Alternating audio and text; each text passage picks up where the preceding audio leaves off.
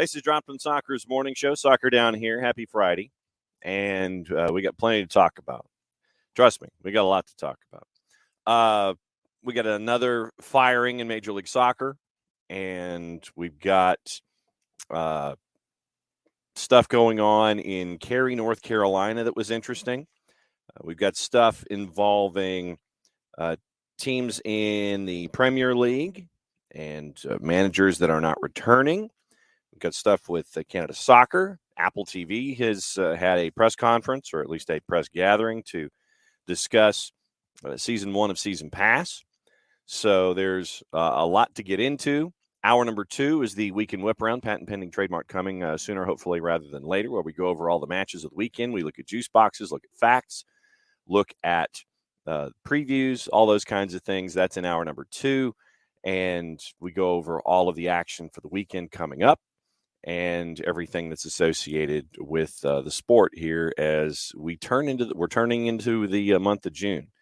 And if any of our folks down in Florida are basically Central Florida or South, just be safe. Tropical Depression 2, as I always have the Weather Channel off to my left so I can kind of keep an eye on the day.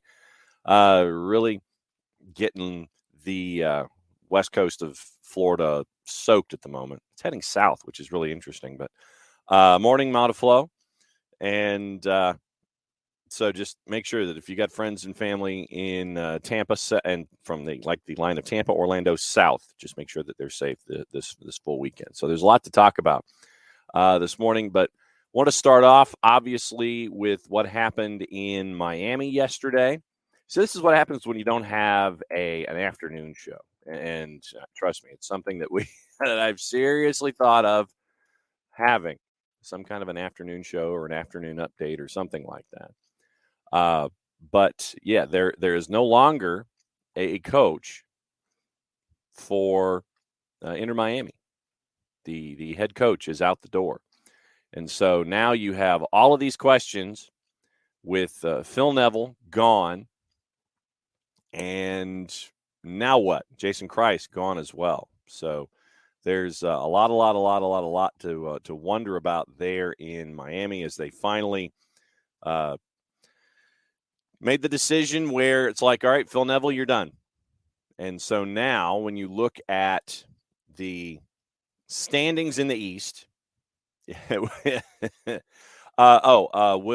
this morning I've got to be out by 11 o'clock because we're catching up with Steve Cook for the twos match this weekend. So I know traditionally we sit there and it's Turner time, but we've got to be out at 11, and I wanted to do 2 hours, so that's why we're on at 9 o'clock. Steve Cook, we have our production call with Steve Cook at 11 o'clock off air. So we get to catch up on the twos as they get ready for Irony Alert. Enter Miami CF2 this weekend at the Fraction. You can catch that action at the Fraction on the SDH app and on soccerdownhere.net. I think it's a 7:30 start Sunday night, 7:30 kick, basically 7:33. So we'll be on like 7:15 with the pregame show to get you prepped and ready for Atlanta United to Inter Miami CF2. So that's where you are. But right now, I mean, in the East, as we're looking at it, Miami 15 matches, 15 points with a record of 5-10. They are 1-6 away from home. They're at 500 at home, 4-4. But you look at where things are in the East. Miami sacked. NYC. You look at Nick Cushing. Maybe that's a topic probably for next week and visit from Dylan Butler. Toronto. Wondering about Bob Bradley. We've had that talk. Chicago, I think that they acted a little prematurely in firing Ezra Hendrickson. Red Bulls, Gerhard Struber. Montreal. Initially, everybody was thinking, okay, Hernan Losada. But this is the extremes of Major League Soccer for you, is that Montreal 1-7-1 away from home, 5-1 at Stade Saputo. Not a shock. And then you get into, and that's the south of the playoff bar. Then you look at Orlando with Oscar Pareja, below 500 at home. 20 points. DC, Wayne Rooney, not touching him. Charlotte, Christian Latanzio, you're 7th. Columbus, Wilfred Nancy, you're letting him grow into it. And then you get into Atlanta, New England, Philly, Nashville, Cincy. So that's the East. I mean, that's the East right now. Yeah. Morning Parzival, and then out west, Robin Frazier is now at the bottom in Colorado. Greg Vanny, we know that happened with Chris Klein. So does it happen with Vanny, or does this buy Vanny some time with what they have not been able to do because of the suspensions when it comes to the transfer windows? You know, Vanny is Vanny just doing what he can with what he's got. RSL, 16 points. Kansas City, Peter Vermes, they've kind of caught some wind in their sails, 3-1 at home. Portland, Houston, Austin, how much patience is there in Austin? 5-6-4 right now. Then everybody's north of the playoff bar at that point. But, there are questions. Some of the questions may be more in the East now than they are in the West. But, yeah, Phil Neville gone yesterday at Inter Miami. Jason Kreis out as well. And, you had the Galaxy won Summit. The whole problem was Klein. Inter Miami yesterday, they were just like, okay, yeah, it's time.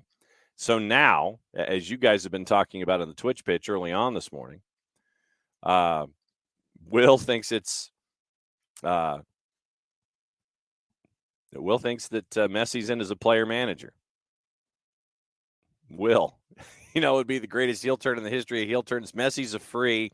Real has a superstar slot available because, once again, Benzema is he's looking to, I think, was it $400 million a year to go to Saudi Arabia. So, all right, so let's look at this. Saudi Pro League, Messi, CR38, Karim Benzema, possibly Hugo Lloris, and others. So that's what you're staring at right now. Yeah, Barcelona would cease to exist as a city. Morning, Parzival. Bam with a public service announcement. 18 and a half hours. A-League Grand Final. Melbourne City, Central Coast Mariners, Western Sydney Wanderers Stadium. And that's the thing, Parzival. Well, but how's Miami going to be able to afford him? Parzival, that if Messi was to become available, and honestly, you could say the same thing about Barcelona, frankly. How are they able to afford him? Trust me, if Don Garber had a way to sit there and just turn a rule into another rule. I mean, you had the Beckham rule. Why can't you have the Messi rule? And I know that there's been a lot of conjecture that he signs with, and yes, San Diego just gave Major League Soccer $500 million. You wonder if Messi wanted to come. Yeah, look, they would make a rule change. They would make a rule addendum. They would do whatever they needed to do. And then you end up with there's talk. Taking it those extra steps where, since Barcelona can't afford a ham sandwich. Morning, Sean.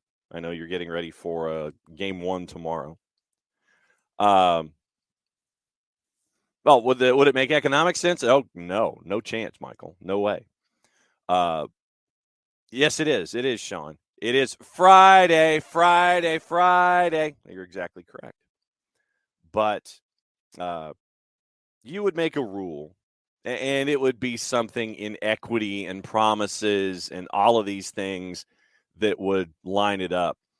And there's talk that you would end up with the idea, well, yeah, you could do a fourth DP, but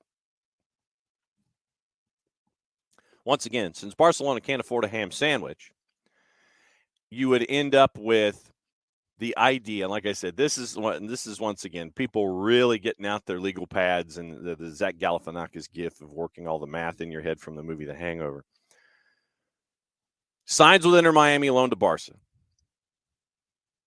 Yeah, there's that talk out there too. But legitimately, to try to figure out how Major League Soccer could bring Lionel Messi in, frankly, I think he goes to Saudi Arabia. Legitimately, I think he goes to Saudi Arabia.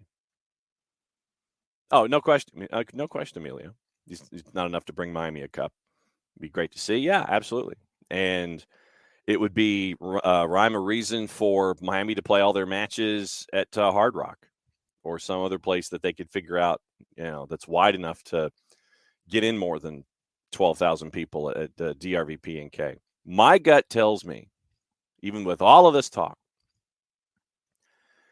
that he goes to Saudi Arabia to be an ambassador for the Vision 2030 project. He's getting the number that was floated out there was 1.2 large, absolutely large. And to get him there. So you're staring at all of this. Does it go down? But like I said, my gut tells me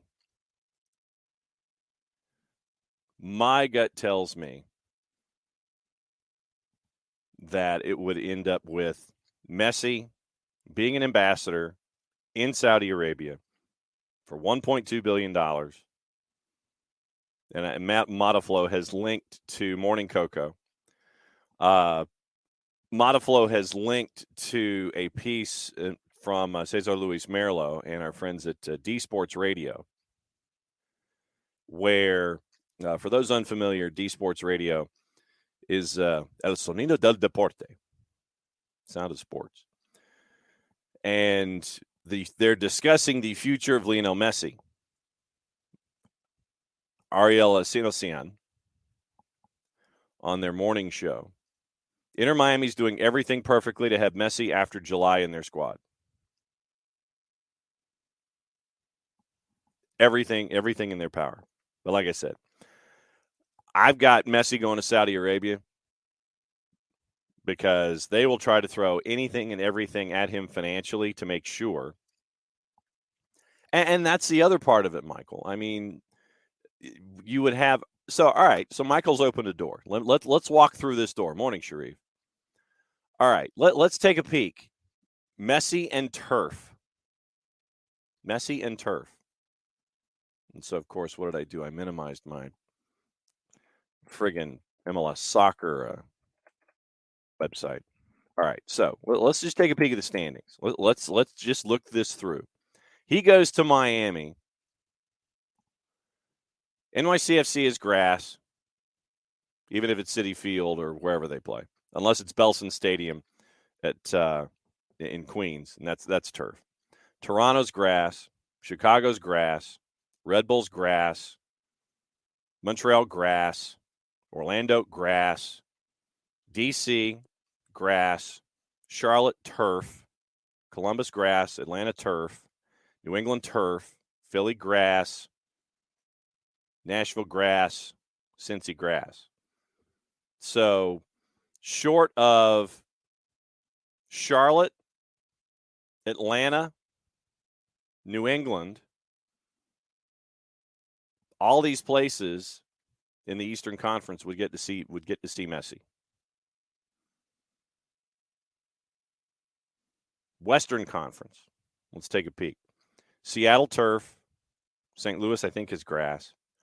LAFC grass, Dallas grass, San Jose grass, Vancouver turf, Minnesota grass, Austin grass, Houston grass, Portland turf, Kansas City grass, RSL grass, LA grass, Colorado grass. Okay, so there are what, a half dozen?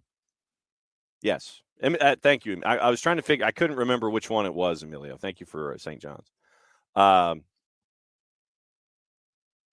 So half a dozen places in Major League Soccer right now on turf, but I would still maintain.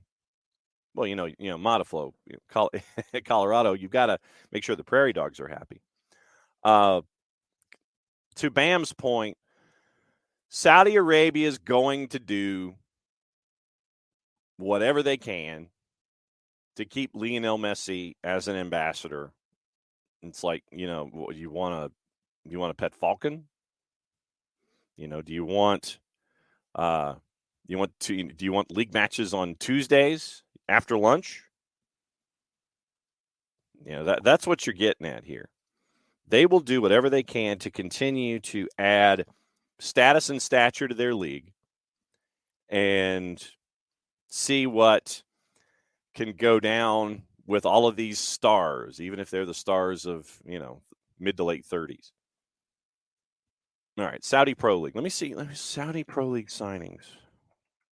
See, now you got me going down a rabbit hole here this morning. Not a surprise. Okay. Top biggest transfers that's from 2018. That is an article that is quite old.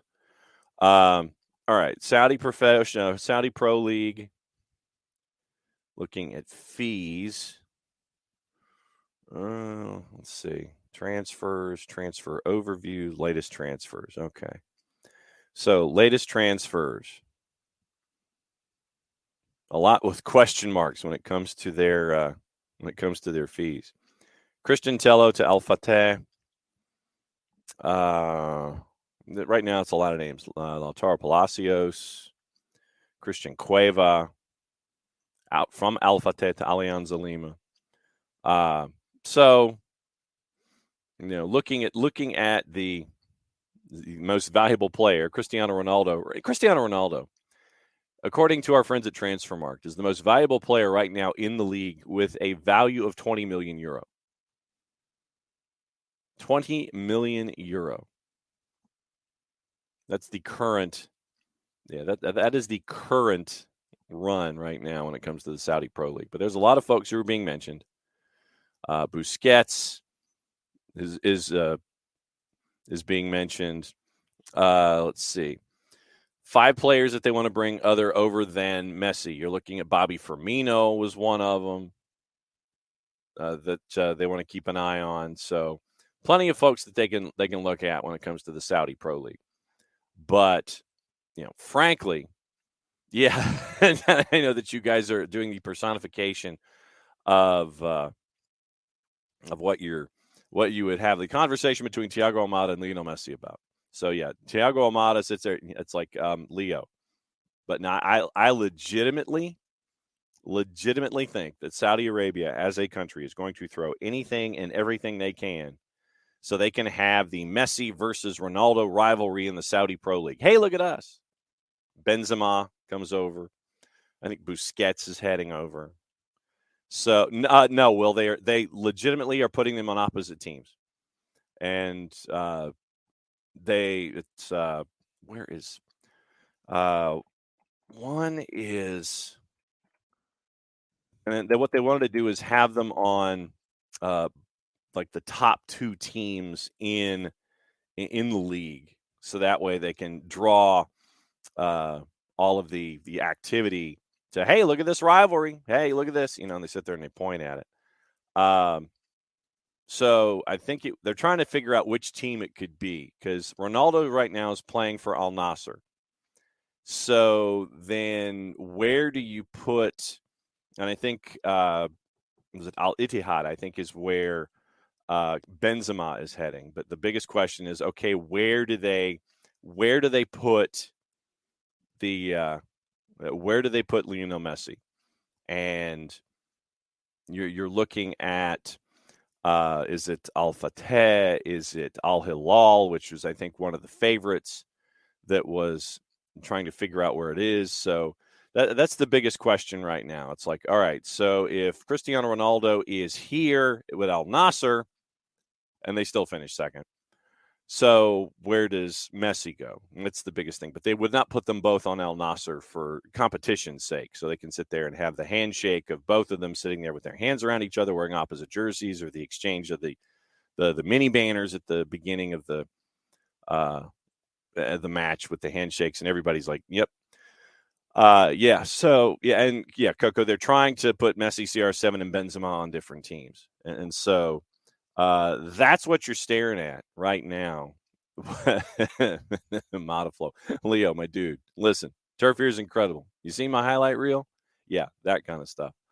So that's what you're staring at with Messi. Like I said, that's what my gut tells me.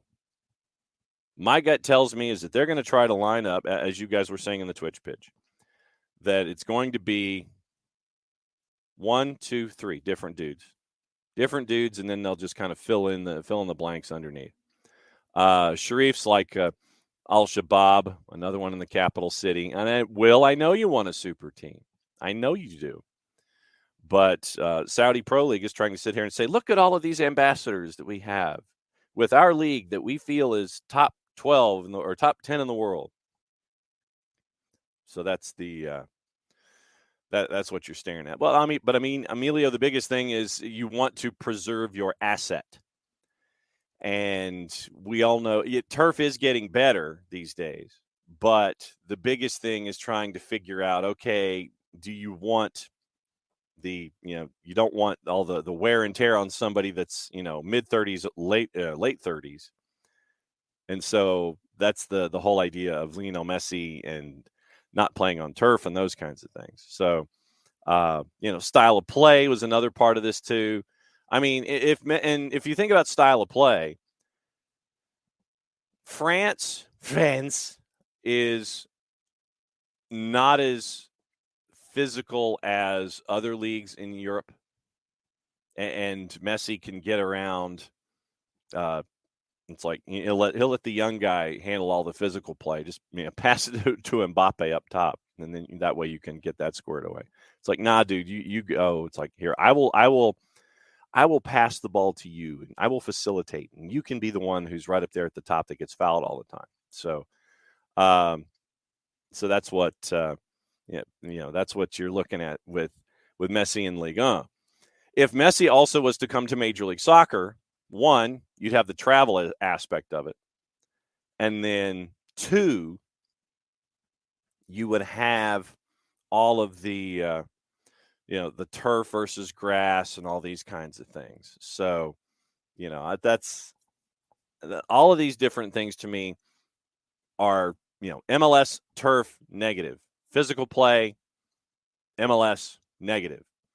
I mean, Messi getting hip checked by somebody over and over again. Hey, there's Lionel Messi. I'm going to make my mark, those kinds of things. So I think that MLS presents itself a lot of self-preservation negatives, even though I guarantee you, Messi should go to CONMEBOL, that if there was any kind of interest at all whatsoever from Inter Miami, Don Garber would sit there at a table with the Moss brothers and David Beckham, and this is where we need Nick, but they would sit at a table and they would figure out how to make it happen. How do we do this? You damn right they would figure out how to do it. But I still don't think that it happens just because of everything that we've been talking about. So that's what you're staring at with Messi. Opening kickoff brought to us by our friends at Kickoff Coffee, kickoffcoffeeco.com. And use the code SoccerDownHere15. You get 15% off of your purchases. And they, in turn, take 10% reinvested into the youth game.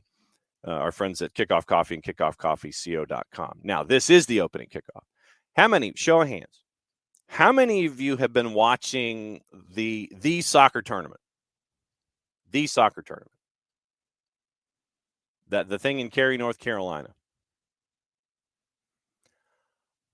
For me, I've been kind of drifting in and out. Jason and Jarrett are glued to their TVs. Absolutely glued to their TVs. It's the 7-on-7 tournament that's being played up in Cary, with all the fields, the Cary Athletic Fields in Cary, North Carolina. You're getting some really interesting teams. The rules and the players and the matchups are insane at times. You're really getting some it's on ropes, it's on Peacock, and it's also on their YouTube channel. It's like TST, the soccer tournament. So the easiest thing is to sit there and watch it on their YouTube channel, unless you have Peacock, and then you can go back and forth and watch Peacock and pick your match and those kinds of things. So let's just say YouTube for easiest access. And I mean, you're getting some really interesting names that are being thrown into the tournament.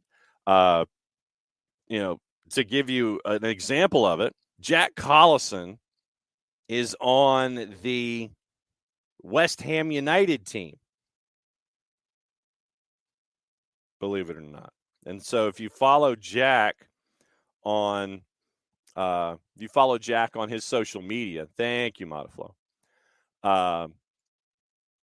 You follow Jack on social media, you see him getting ready to play for the West Ham team that is in the soccer tournament. I mean, you've got like Cesc Fabregas. There's a team from Wrexham.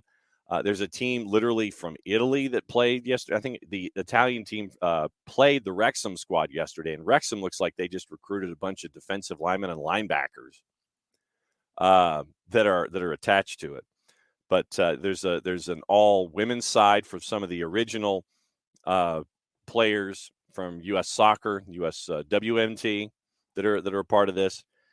But, at the same time, with all of this, with all of the cool names and all of the wild rules, I mean, you got, if you don't get to 5 at a certain time, there's a target score. And there was a game that went 4-2 at one point. And so the team that had to get that 5th goal, then you go to 5, then it's like 7-on-7. And then if there's a miss, a player goes away. And then it goes to, 6-on-6 and then 5-on-5. And if you keep missing, you keep losing players. And the team that was down 4-2 came back to win 5-4 after their goalie, who was a part of the 2-on-2 equation. Yeah, Jack got a yellow. Yeah, and that was early too. So it's crazy rules, crazy comebacks. Chris Wondolowski had to play goalie yesterday because the team that he was on, I think that it was attached to Luis Robles. Luis Robles had a massive shiner, and then he had to come back and play later that night, and you just see the black eye that Robles has, and it was nasty. But it's interesting where it's like it's outdoor-indoor soccer, if that makes any sense, just because of the rapid-fire nature of the game and everything. And if you're a goalie, you need hazard pay. I'm sorry. But I will say this. The keeper for the all-women's team, she better damn well get a contract. And so, Will, we're going to get into that. So the keeper for the women's side that was playing last night, she needs a contract in the NWSL like yesterday. She was insane. So get her a contract and keep her on this side of the planet, because she was on the bench in Houston, and then was it Lindsey Young goes, and because she's not getting any playing time with the Houston Dash, goes to, I think, Portugal. And so you had that. But yes, Will, we had a moment of stupid yesterday, and here's what happened in it, and it was dumb. So yesterday you had a moment of stupidity down here, and I will see if I can find it quickly. West Ham players walked off the pitch after and this is from our friends at the Daily Mirror, Matthew Cooper. West Ham United players walked off the pitch at the TST after an alleged racial slur was directed towards Frank Nubel. A Dallas United player was alleged to have used the N-word towards him, who confronted the player. West Ham players came together to discuss their best course of action. Anton Ferdinand told TST staff, "I'm here to set a precedent," as he led his side off the field. When asked what happened, Ferdinand simply told reporters racism. A West Ham statement read, "The players made a collective decision to walk off the pitch as a team in support of our player. As a club, everyone at West Ham stands shoulder to shoulder in solidarity against all forms of discrimination and abuse." After the game was suspended, tournament organizers carried out an investigation, concluded Dallas had, quote, violated TST's code of conduct, end quote, and would no longer be taking part in the event. After conducting an investigation into the final moments of the match between West Ham United and Dallas United, we've concluded that Dallas United violated TST's code of conduct. We've been in dialogue with leadership from both clubs. We are all aligned that the best path forward is Dallas United withdrawing from competition.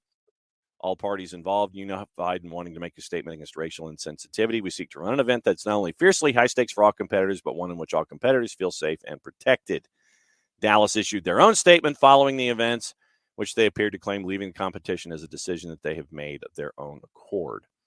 The event's taking place in North Carolina, 32 teams, winner take all $1 million.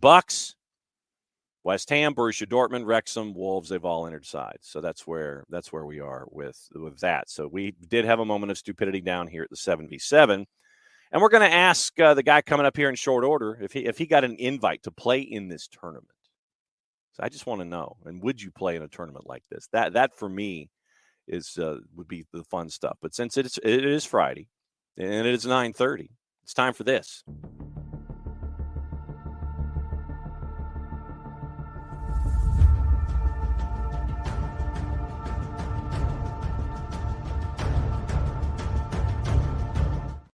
Michael Parkhurst hopping on. Oh, Soccer in the Streets shirt. Very, very nice. Right. There you go. This we were talking about the soccer tournament, TST. Yes. As he's sports see now he's all over the place. Were you invited to participate in this? Did you get a knock on the door? Hey, Parky, do you want to get in on this thing? I was invited by 3 different teams, all of which I said thank you, but no thank you. Yeah, I mean, I wish that I could have participated because it looks like it's like a real deal tournament. But that's why I said no, because it is a real deal tournament, and I'm not silly enough to think that I could just show up there without having kicked a soccer ball in about a year and get through 3 days of playing soccer without getting injured. And no part of me thought the risk was worth the reward. I mean, you look at that stuff, and it's like I said, it's like outdoor indoor soccer is the best way that I can describe it. I mean, it is rapid fire. You've got to be your head's got to be on a swivel. There's a lot of artists out there. I mean, Wando is playing in net and scoring while he's wearing the keeper gear. I mean, this thing is absolutely bananas, and I don't know all the rule changes, so for me, it's hard to keep up with it. But it looks like it's absolutely crazy for a winner-take-all $1 million. It does, and that's what they expect. I'm sure that's what they expected. That's what they wanted, right? To put chaos in front of fans, and makes it interesting. And I will tune in a little bit if I can this weekend to see how the games go. And it's awesome. It's on TV and it's being covered. I know The Athletic is down there. I mean, this thing's getting coverage. So it's awesome. But yeah, I just didn't think my shoulder was going to come back in one piece. So I was like, that's going to affect my workers' comp in the future. So especially on turf surfaces, and with it being rainy and wet yesterday and being all kinds of nasty, you hit the turf and that shoulder hits at a goofy angle, and then you're a wing down, and it is not pretty for the remainder of that match or for the rest of the weekend. Totally. So I mean, I do give a lot of credit to the guys that do go out there that have been retired for a little bit and play, because they must be. I know Wando's, I think, still involved with San Jose, so he's probably training with them, kicking the ball around every now and then. But yeah, not for me. I'm right there with you. I'll watch it. I'll sit there and try to keep up with it. And I have no earthly idea about all the rules and the rule changes and everything. And it's like, okay, I don't know what you're doing. Looks cool. I'll watch. And that's kind of basically what I was thinking. Yesterday in Major League Soccer, we had another sacking down in Miami. And there are a couple of different elements that I wanted to get into and how it applies to younger athletes and things. Now that Coach Neville is out at Inter Miami, are front offices acting faster or more quickly when it comes to knee-jerk reactions? Is there less patience, do you think, when it comes to front offices these days when it comes to coaches? And what have you done for me lately, Ism? Yes. I do think so. And I think that to a certain point, it's good because I think that in the past it was too long of a leash, like guys, hanging on for a long time where it's like you hear these things and you're like, God, how is he still there? Type situations. But I hope it never becomes like England. Yeah. I mean, Leeds United is a perfect example this year of just like freaking out and They hung Jesse out to dry. I'll say that. Rash decisions and spending useless money, firing coaches and stuff. I just read this morning that it was Allardyce, right? That finished the season there. Yeah, it was £500,000 pounds for 4 games, 3 losses and a draw. Mm-hmm. Thanks, and here's your £500,000 pounds. It's like, what are you guys doing? Mm-hmm. So I hope we never get to that aspect where it's like, you go on a bad run over a couple months and you get fired.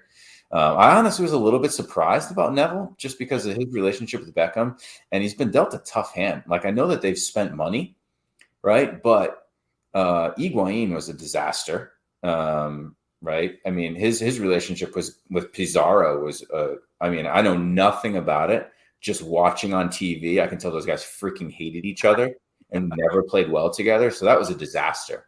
And he's got no say in those big signings at all. They ship Pizarro out. They have all this off-season stuff, right? It's like, man, I feel bad for the guy because it's been a disaster down there from the beginning. And he's done okay with the team. They've had a huge turnaround this off-season roster-wise. And, I know that they're not where they want to be right now, but geez. I was a bit surprised. Well, and you end up in a situation where, you try to have 7 DPs on a roster, and it's like, no, he's a TAM guy. No, he's a TAM guy. And you end up with all of these violations. You can't do anything with transfer bans. And you end up with Chris Henderson coming in. There's like 24 players worth of turnover. And I would have thought there would have been more patience. And the reason that I wanted to bring that in was, have you been in a situation or known, obviously you know players who were, have you been in a situation where you've had a coaching change mid-season, and how do older players versus younger players take that information and try to work forward knowing that you still have a lot left in a season? What's it like in a coaching change for a younger player and an older player? Crazy enough, 15 years, never a coaching change. Really? Yep. And I mean, that in and of itself speaks to your fantastic choices when it comes to stability and wanting to have things going on in soccer. But I mean, I would imagine that you have conversations with buddies who are in coaching changes, and you can sit there and look at it from afar and go, damn, man. I mean, that's having to readjust mid-season or something like that. I mean, obviously that would test both a young and an old player mentally when it comes to these kinds of things. Totally. And, for some guys, when that occurs, it's a blessing because, the previous coach just didn't fancy you for whatever reason. Right. And so now you've got a new opportunity to show yourself to a brand new coach and maybe change things for you personally. But it also gives a lift to guys maybe that have been a little complacent in their position. And it's like, okay, I gotta prove myself again and make sure I earn this spot that I have. So I think that's why when you have a coaching change, you kind of see a little bit of a bump in the beginning because everyone's got this like, oh shoot, I need to prove to the new coaching staff my worth. And, that leads to sometimes some better performances in the short term. Yeah, and the reason I bring that up for younger players is because you mentioned having to prove yourself all over again, and the new coach may view you one way or the other versus how the older coach does. And I would imagine that there's a little bit of mental whiplash if you're a younger player to try to sit there and it's like, okay, how do I reorient myself here? I mean, it's like I said, that's just me staring at it from a press box level. I would think that it's more difficult on younger players, even though they could be given that extra opportunity now. Yeah, totally. And I think some of that just becomes you're not used to it. You're not used to the business side of of soccer. And you all of a sudden you're playing one formation and learning how to do that and playing one position. And now you have a new coach comes in and thinks, oh no, you shouldn't play left wing. You should be a 10 or vice versa, or you should be an outside back, or, oh, we're going to switch from, high pressing to sitting back. And now you're stuck in between two minds of how to play and those types of things. That's where the challenge comes in, I think, for younger players. And it's always adapting, right? You're always adapting to what's in front of you. And that's key, being able to have that growth mindset of like, okay, what does the situation call for now?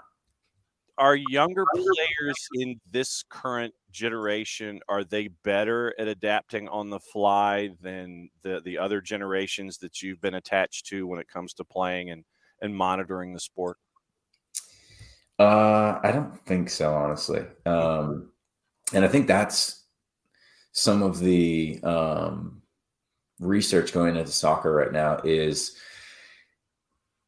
tactically we've grown a lot as a country, right? Like when I first started in MLS, like every team played almost the same formation. The tactics were basically the same, right? And then I went to Denmark, and it was so different, right? You had teams sitting in, you had teams high pressing, teams playing for set pieces, and it was just so different. And now I think, the US is much more like that, right? We've tactically grown a lot. And now younger players at a younger age are learning the tactics of different styles of play. But there's also sometimes where we're losing that ability to freestyle out there, right? And figure things out on your own, right? Without a coach having to tell you, hey, they're playing this formation. That means you need to do this and do that, right? And it's like, okay, can you as a player realize when you can figure things out, and on the fly and adjust and do things differently and have that creativeness where it's like, okay, we're still able to do some one-on-one stuff and have some fun in the attacking third, right?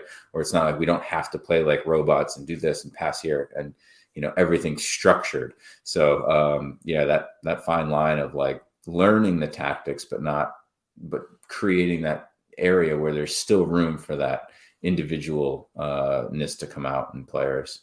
Why do you think that is, where everything you don't get the chance to experience the idea to think more freely? I mean, why do you think we're missing out on stuff like that? Yeah, because I think sometimes we value the team player so much where it's like, okay, we can't have that dribbling. And also it's like, even like I read an article about Diego Luna, who is an under 20 star for our national team right now, playing over, in the 20 World Cup. And he's struggling at Salt Lake to play games. And, that some of it is because he's such a unique player. He's so different than the normal player because he's got this creative mind and he needs a system and a coach and an ability to be able to play more freely and less robotic of like, okay, I do this, I do that. Here's this, I do that, right? Where, and obviously with his current national team, right, he's got that because he's been one of the best players for the U.S. and he's probably going to be sold at some point for a ton of money to Europe, maybe even without most MLS fans knowing who he is. So I don't know. It's definitely because coaches have grown, and that's great. We're getting better coaches at a younger age, but they also think they need to have a huge influence on the way that teams play sometimes. I mean, I remember seeing my son play like an under-8 game, and like the coach had the kids like sitting back at midfield and then like counterattacking, and they were very, very organized. But at the same time, I was like, man, like, I don't know. You kind of want to let the kids play and figure some things out on their own. Versus like telling them exactly how to play all the time. Yeah, I mean, Diego Luna, first exposure I had with him was when he was with El Paso in USL Championship. And when you get that kind of a three-dimensional thinker, you can kind of sit there and you can see that he's got a different view on the game, man. I mean, it's really cool to see an artist like that be able to paint on that kind of a canvas. And then you get pinned into paint by numbers at RSL, and everybody sits there and wonders, well, they paid this much for this guy, and it's disappointing at times when you know that there's someone who can do really well as an artist, but they're stuck in that paint by numbers scheme.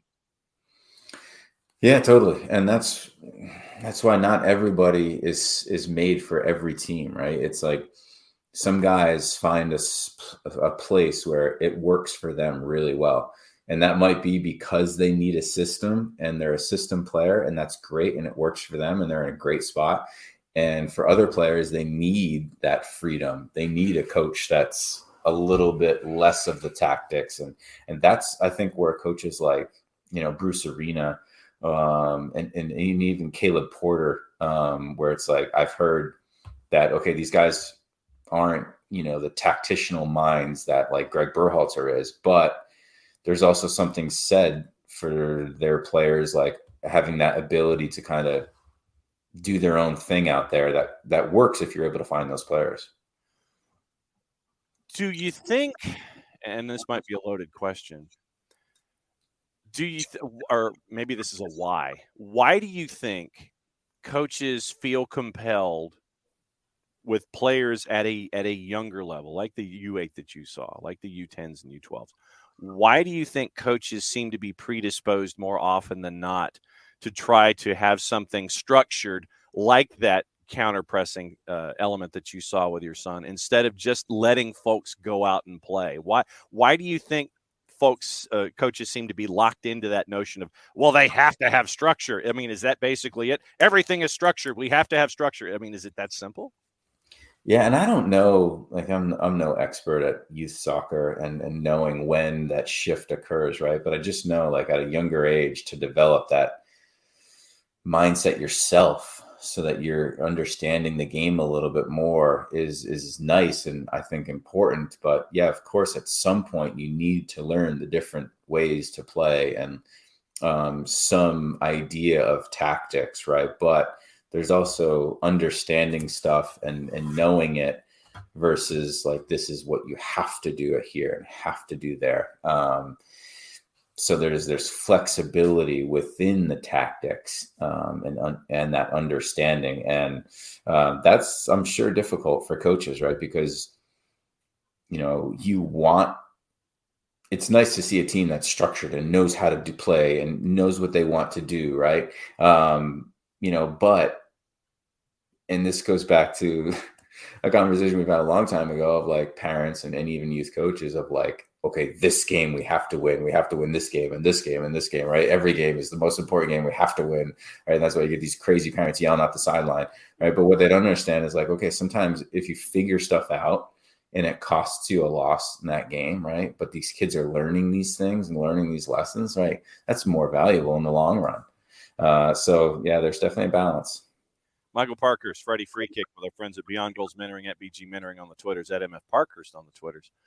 So then let me ask you this: when it comes to you and your mentees at Beyond Goals, do you run into situations where you have to remind mentees it's okay to think? You can have an imagination. It's cool to sit there and think about things differently than just rigid structures. Do you have to remind them to either have fun or to think and enjoy more than you might have in the past?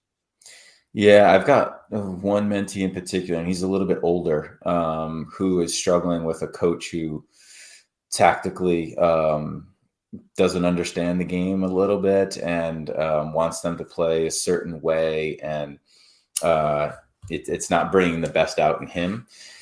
And I have these conversations with him of, hey, you have to understand, how can you play your game within a little bit of his tactics, right? Of like, hey, you're on this team because you showed something that he liked or, got you to this point, right? So don't be afraid to lean on those things, right? And if they work out for you, right, and they help lead to the team's success, I'm sure he'll adapt or he'll be appreciative of those things, and maybe it'll give you more freedom. So that balance between, hey, here's a system, but here's my style, here's my thoughts, right? And how can I kind of tinker on the edge of what the coach is asking versus like what I can bring to the game to improve myself and help the team win. How frustrated are mentees these days, whether it's having to do with style, not, being able to be stuck into a structure as opposed to imagination? How frustrated are mentees about their current situations where you get to help them these days? Yeah, sometimes, and I think that's it's few and far between where I think that mentees are like, hey, this coach stinks and and being held back, which is great. Right. And more so of, they're having individual, not issues, but, things arise that they're losing their confidence, or they're trying to change teams. And, it definitely occurs. Don't get me wrong, but, I think and that's a good thing, right? Where we want to have kids taking ownership of like, hey, if things aren't going my way, it's not always not your fault.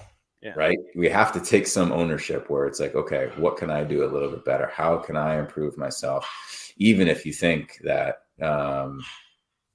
you're not in the wrong and you're doing everything right and you're the best on the team or whatever. Right. And taking that step back of like, hey, even if that's the case, what can I do better? Right. How can I improve?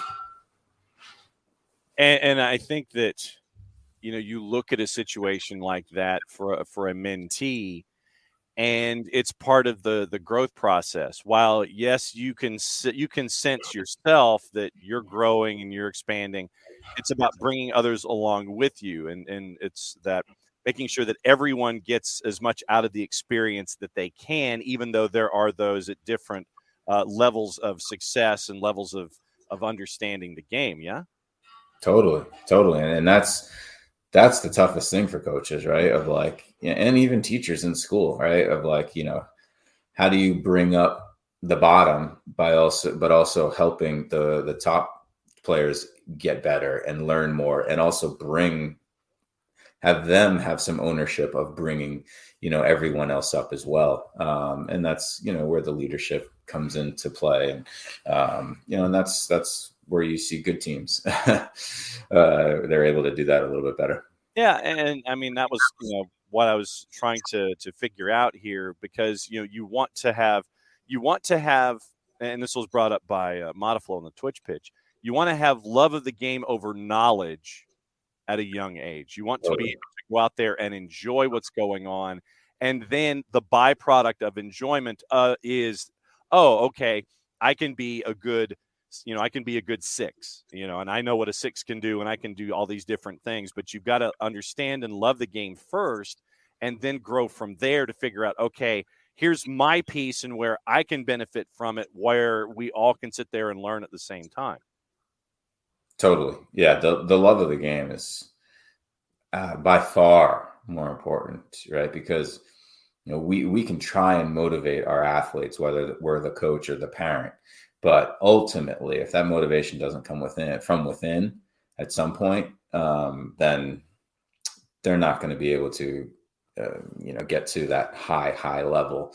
And so, and that intrinsic motivation only comes from love of the game. Have you sadly come across those mentees or athletes around you that the love of the game is waning, and you've got to try to remind them about what they got into in the first place, why they enjoyed it? How many mentees or folks that you get to touch, whether it's electronically or in person, how many do you have to kind of remind about why they got into it in the first place? Yeah, and a lot, and it's not always because they've lost their love, but they've forgotten that they love it, and then they've forgotten why they got into it is because they love it. And the more that we can get back to loving it and having fun and enjoying being out there, the better we play, right? Sometimes we just get so caught up in like wanting to play well and why aren't I playing well, and putting pressure on ourselves and getting that pressure externally, that we forget like, hey, if you play with a smile on your face and enjoy being out there, right? And not and caring a little bit less about the mistakes, right? The better we play. And I know that usually the better we play, the more we're having fun. So it's kind of a balance there, of course, but we definitely stress like, hey, why did you get into soccer? Why did you start playing? And reminding them, hey, yeah, still the number one goal is to enjoy yourself, even as professionals, right? Where it's, you can get caught up in the rat race and it's like the daily grind. Oh, the body's not feeling good. Oh, it's 95 degrees out. Oh, we're in a losing streak. Oh, this, oh, that, right? Oh, you're a professional athlete that gets to play soccer and have, and do that for a living and be with buddies and hang out and all this stuff. Like, put a smile on your face and enjoy it. And I think that it sometimes is difficult for younger players who see a future for themselves in the sport about reminding themselves not to put as much pressure, because we all put pressure on ourselves no matter what, whether it's day-to-day life, what we're trying to accomplish at home, underneath the walls at home with family and all these kinds of things. I think that sometimes the younger generations put too much pressure on themselves, and they have to be reminded, okay, yeah, pressure can be a good thing, but too much pressure and doing it yourself creates too many negatives and too much of a hill that you've got to climb out of. There's a difference between pressure and putting too much pressure on yourself at the same time.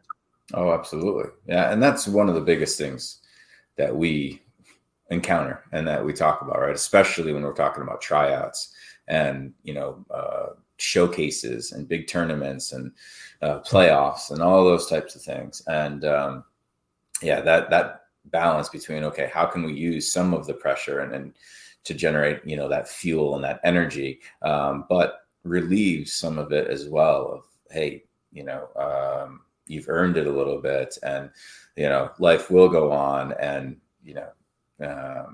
as important as you think this might be, right? That this is just part of the steps. And, I think that we play that clip that Giannis Anka, whatever he said. Just go Giannis with the Bucks. We know where you're his end of the season presser is one of the things that, what he said in those 2 minutes was unbelievable and so well said. And we use that a lot of like, yeah, there's no such thing as failure. You're taking steps, and it's the same thing. Like I think about Atlanta United, right? That first year we made the playoffs and we lost to Columbus, right? It wasn't a failure. It was so important that we made the playoffs. And would we have won year two if we didn't have that? Probably not. Right. And so that was just part of the journey. And when you kind of have that mind frame a little bit, it takes some of the pressure off. So, all right, since you opened that door, that's how we'll wrap it up this week. Atlanta United, one of the most high-powered, if not the most high-powered offense in Major League Soccer, but at the same time, one of the worst defenses right now when it comes to goals allowed. First off, Brad is a beast, coming back after 4.5 weeks for something they said, Brad, you'd be at 10 to 12. 4. No. How about 10? No, 4. And Brad's back between the sticks. When you look at Atlanta United right now, I know a lot of folks sit there and they go, yeah, it's like Big 12 football, like Texas Tech or Oklahoma State right now on a Saturday. But what do you see? Yeah, the same. It's tough. I mean, to give up a goal in the first minute and the last minute, that's – yeah. I mean, and still get a draw, honestly, is great. Because, had I said that before the game started, you'd give up a goal in the first minute and the last minute, you think, well, we lost that game. Yeah. Obviously Brad is just an animal. The way he's coming back at this age, especially from these injuries, is just incredible. I can't imagine doing it. I think he'd be the first to say like he wasn't a great game from him. But I also think he's an uber competitor. So I wouldn't expect that he comes out and is like, goalkeeper of the month. Not that that's a thing, but if it was, I wouldn't be surprised. I wouldn't be surprised if he earns it for June, right? So he's going to take that one and own it and know that he can be better. But it's been disappointing the goals given up for sure. And the good thing is you're scoring goals, and usually it's a little bit easier to try and figure things out defensively and stop those things from occurring and preventing goals than it is if you're struggling to score goals and create them and put them in the back of the net, because it's much more difficult. So I still am bullish here on the season in the long run, but there's definitely things that can be corrected. All right, what's the latest with Beyond Goals, my friend? This is our quiet period where kids are kind of just past tryouts, taking some time off, which has given us time to kind of look at the big picture stuff and get organized for the push in the fall. So we're taking this time to work on the course information that I was talking about a couple of weeks ago, and see if we implement some new things in the fall and get ready for our grander partnership with Atlanta United. Exactly. At MF Parkhurst on the Twitters, at BG Mentoring, Beyond Goals Mentoring. Cap, as always, great to catch up with you and Greg every single week to talk about mentoring and impacting youth and all these kinds of things. Very, very cool. Thanks for putting up with my questions every single time you come on the show. Always great to chat, John. And I do see the comments on the side. I do want to get to a Huntsville game. I think Rippleworks is probably a sponsor of them at some point, and Soccer Knots, and so I will get down there for a game in Huntsville. I'm excited to do that. Appreciate the Antetokounmpo. Antetokounmpo, yes. And as always, right there. This reminds me, I have to talk to your head coach right there. Oh, that's right. Maybe I'll bring him on with me in 2 weeks. Oh, that'd be pretty sweet. So yes, right there. Rhode Island FC. I have the gear. You've made me poor. I hope you're happy. Cap, as always, great to catch up with you, my friend. We'll catch up with you in a couple weeks. And enjoy the weekend. All right, be good. Michael Parkhurst, that is it for hour number 1. And so, of course, that means you did – wow. Will's talking about Jell-O shots. All right, so since it is the middle of the show, and we have officially hit the middle of the show. Let's see, I have to adjust my levels here since it's it always all right. So a little background. The board that I have, the production board, always has default settings. No matter what I try to do to offset the default settings, it always comes back to loop and 50 for my audio levels. I don't want it in loop and I don't want it at 50 unless there's breaking news. But so that's what all the adjustments are for here on a Friday. Product-free, clean, fresh air, one place you need to go. It's a Lemonize service. QR code over my left shoulder for those of you watching on Twitch. The Lemonize service deodorizes enclosed spaces like houses, apartments, and condos. They've created a customized solution that eliminizes all organic odors, including those like pet cigarettes and food. Realtors and property managers use the Lemonize service to eliminate bad odors to help them sell or rent their homes that much faster. It's a turnkey process, makes it easy to work with said realtors and property managers. Kind of the environment, offering a green way of going about things without any kind of toxic residue whatsoever. Lemonize service, different than Febreze or our favorite masking agents that we have either under the sink or above us in the cupboard, because when we reach under the sink or above us in the cupboard, take out the masking agent, there's a reason that they call it a masking agent. You spray it in the air, all it does is mask the odor. It doesn't attack the problem, like our friends at Lemonize do with their proven scientific formula all the way down to the molecule. Pricing one of two ways to come up with a price that's affordable for you, either by the cubic foot or parts per million. If you have any questions, frequently asked or otherwise, when it comes to what a Lemonize does, this is where I grab my pen. We talk about a website.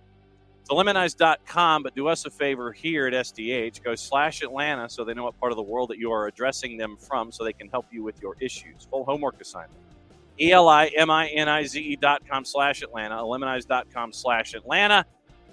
Free, clean, fresh air, Lemonize service, proud sponsors of SDH on a Friday. Friday. See, I can say that as many times as I want now that I'm hosting the show. So, Jack invited Beckman to the tailgate, done with the supporters groups and one of the best high school soccer coaches in Alabama, Alex Tomlinson, who's a big Atlanta fan. Very cool. Very, very cool. Will, how many Soccer Knot jerseys have you purchased from Olive and York? Just so we know. Like 7 gazillion. And it was very cool that Parky was repping Soccer in the Streets. Very, very cool stuff. And the TST.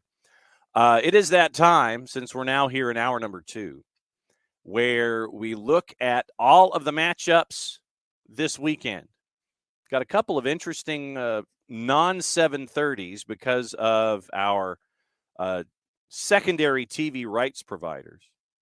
And so we've got that going on here on Saturday. So this is where we go over all the matchups, and then we'll wrap up the hour with all the news that's fit to print and all that kind of stuff. So starting off at 3:30 on the free side of Apple, just two a Soccer Not jersey. Free side of Apple TV at 3:30. NYCFC and New England, and this one is at Yankee Stadium. Revs coming off of the craziness in the midweek, turning around and going to play at Yankee Stadium. NYC's on the minus side at a minus 104, despite where they are in the standings. Your draw and the Revs in the composite, courtesy of our friends at Odds Portal, right now are in the same spot at a plus 266.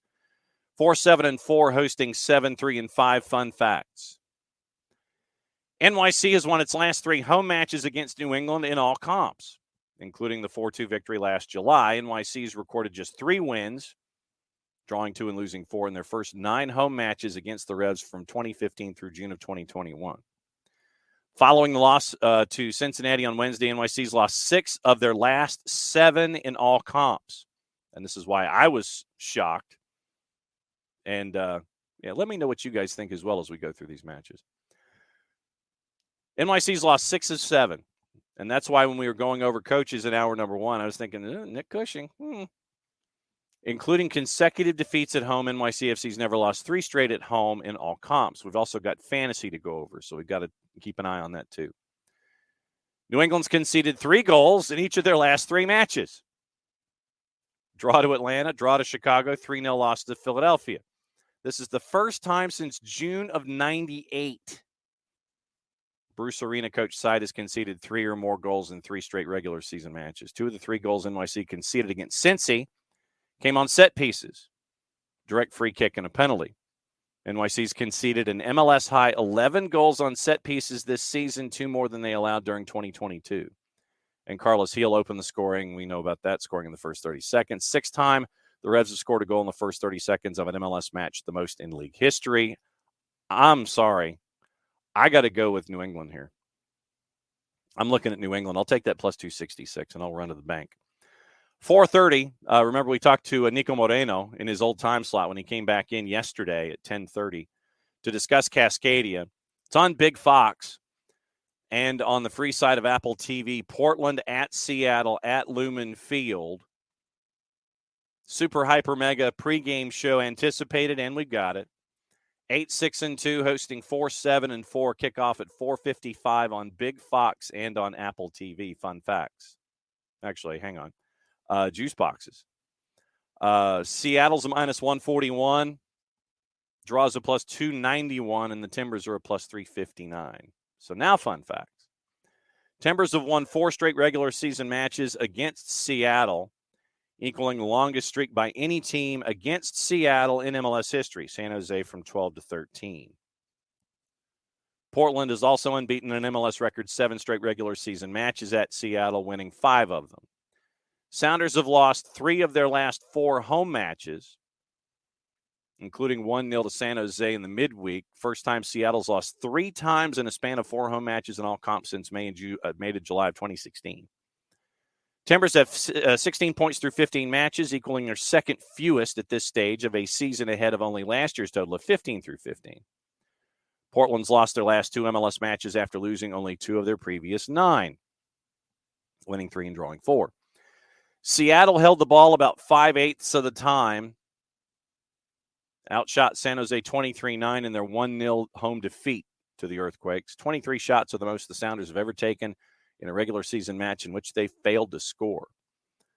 Frank Boley scored Portland's only goal in the 4-1 loss to Sporting last Saturday. Either Boley or Evander have been directly involved in 7 of Portland's last 8 MLS goals, including scoring each of the last 4, 2 each.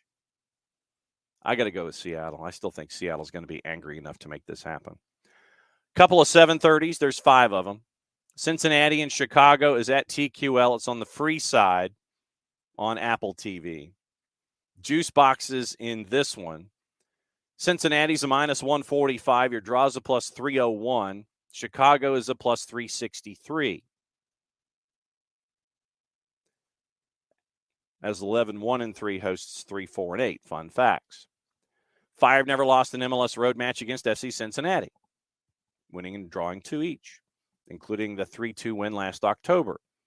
That match is FC Cincinnati's only loss in their last 19 home MLS matches, dating back to June of last year, where they're 12-6-1 or 12-1-6.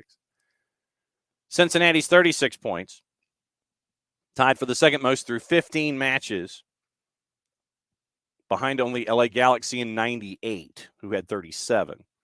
8 wins from 8 at home to start the regular season. Only 2 teams have had a longer run. San Jose had 10 in 2002. Philly had 9 in 2020. Fire have won only 4 of their last 22 road MLS matches dating back to last April. They've lost 13 of them. Failing to win in the last 5 away from home, they've lost 3 and drawn 2. Chicago scored 3 goals in all 4 of their road wins in that time, including the 3-2 win at Cincinnati last October. Acosta and Vasquez scored in the win against NYC. It's the 18th time they've both contributed to at least 1 goal in the same match since the start of last season, most of any teammates in Major League Soccer. Chicago have scored 7 goals in their last 2 visits to Cincinnati, 4-3 and 3-2, both wins. Chicago's never scored 3 or more in 3 straight road games against a single opponent, while the last team to do so was RSL at Colorado, 18, 19, and 20. I've still got to go with Cincinnati. Also on the board at 7:30, Columbus hosting Charlotte. And all of these are on the free side. It's a free weekend for Apple TV+. And that reminds me, we'll get into the quote from Jonathan Tannenwald's piece from the Philadelphia Inquirer, where Apple addressed how they're feeling so far about Season Pass. Columbus and Charlotte at the Death Star. 7:39 kick. 6-6-3 hosting 6-7-3. Cruz a minus 192. Draws a plus 337. Charlotte's a plus 484. Fun facts. Don't know how many fun facts we really need about this one, but we'll go ahead and do it anyway. Charlotte's unbeaten in 3 all-time meetings with Columbus. The 1-0 home victory back on April 22 after a pair of draws last year. Crew are one of 2 teams Charlotte has faced 3 or more times in MLS without ever losing.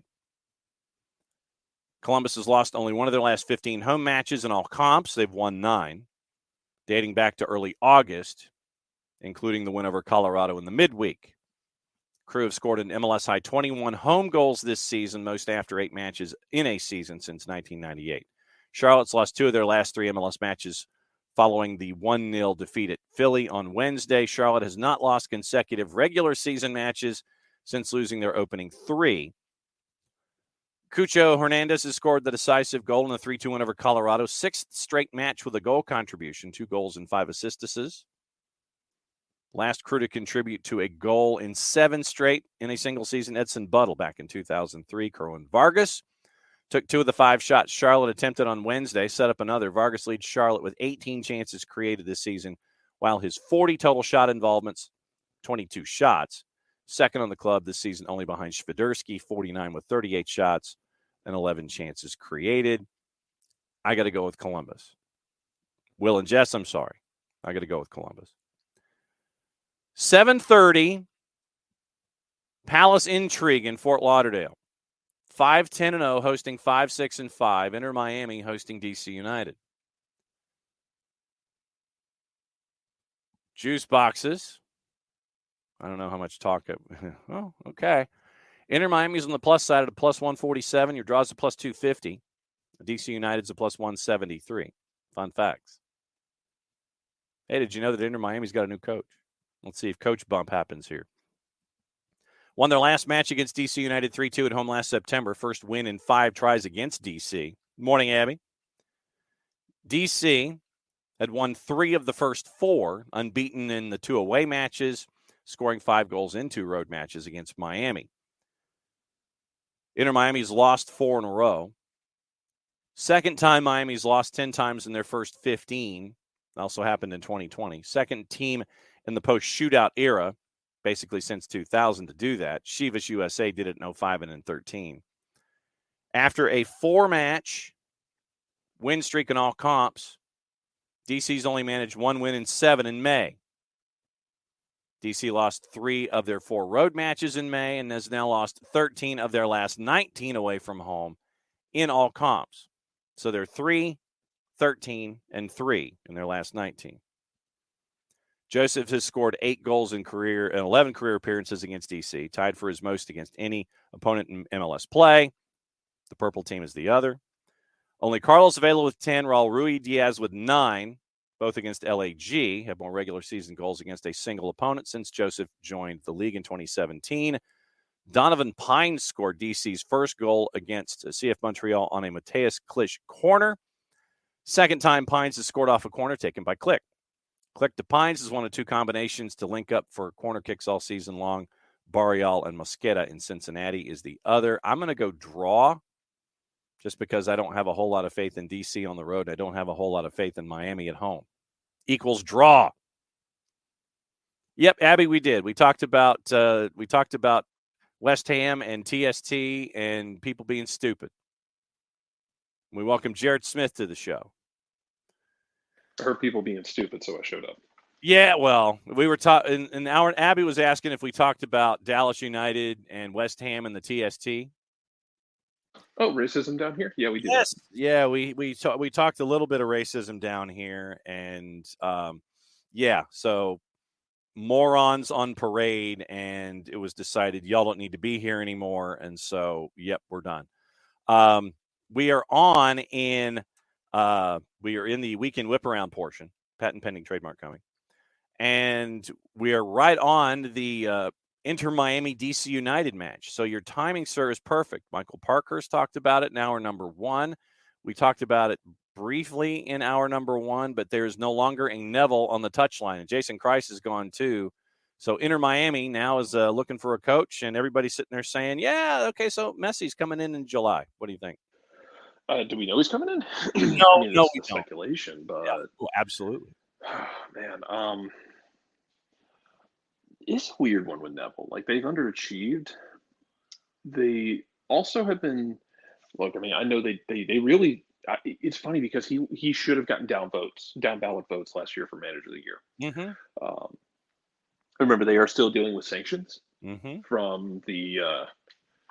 from the salary cap adventures of current USL leader Paul McDonough. Yep. It's still never not funny and weird to say. Mm-hmm.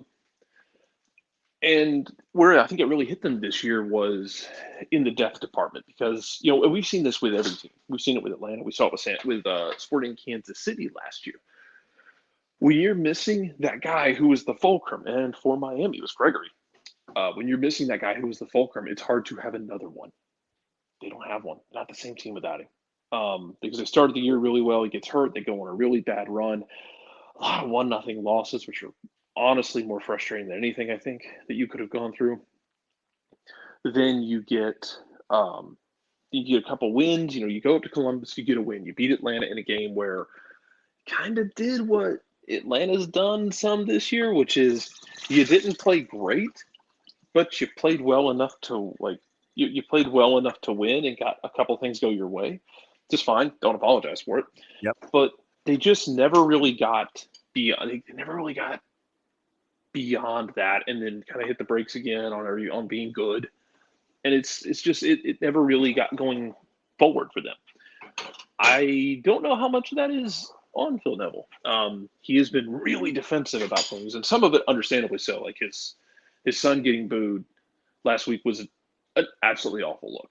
Yes. For the fan base. I mean, look, you're going to play kids, and you're going to try and find a way, and it's not a good. Don't boo the kids. No. Don't boo the kids who are going to be busting their tail, and they're going to be trying to make things happen because they are trying to prove they deserve more minutes and they deserve to do this professionally. Yeah. He kind of did the old Oklahoma State thing, man. Come after me, I'm a man. I'm 40. Yeah. But yeah, it's just I don't know what to make of how this is going to play out because if you moved him out because maybe he's lost the locker room Because that would make sense to me personally. Yeah. If he lost the locker room, yeah, you're doing it. Mm-hmm. Maybe that's what happened. But you're taking an awful risk here, Vader. Mm-hmm. And I'm wondering. I would assume. I think the tentative reports are that Tata Martino is on their list of people, which would be interesting because if you are going to chase Messi, you're going to get somebody who you would obviously be getting somebody who Messi wants to work for and work with. Like that would be like key number one. And we see this in the NBA all the time, where like somebody wants to go somewhere, so that team for a superstar is gonna maybe change coaches or shift things around to accommodate. And if you're accommodating for Messi, maybe Abby, I'm not 40. I'm 34. A little younger than that. I'm younger. I'm 34. We started doing this. I was in my 20s when we started doing this. Yeah, you were in your 20s when you started doing this, sir. Yeah. I started doing radio when I was 19. But no, I'm referencing the Mike Gundy thing, where Mike back in 2008, I think it was, Mike Gundy, the coach of Oklahoma State, got really mad at some reporters because they had some article where they were critical of the players at Oklahoma State's football team. And he snapped at them and said, come after me. I'm a man. I'm 40. Don't come after my players. I'm a man. I'm 40. Yeah. It lives on. It lives on in a level of infamy within college football. Yeah.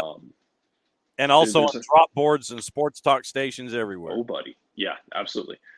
So I very, very long digression that I don't know what to think with Miami.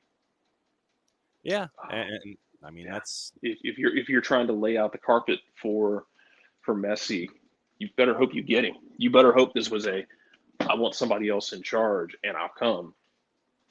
My favorite part of this, by the way, is the theory that he would go to Miami and that Barcelona would then get him on loan and Miami would get a salary, and because Barcelona has to do that. Yeah, maybe that would be part of it for Messi. He's willing to go if he gets to go to Barcelona for a year or two, and then he's willing to come play for Miami. I don't know. I said in hour number one he's going to Saudi Arabia. When they give you 1.2 at double extra large, and you're going to be an ambassador for their 2030 campaign. Abby, he did not. Brooks did not get the call up. It was for a Nations League training camp.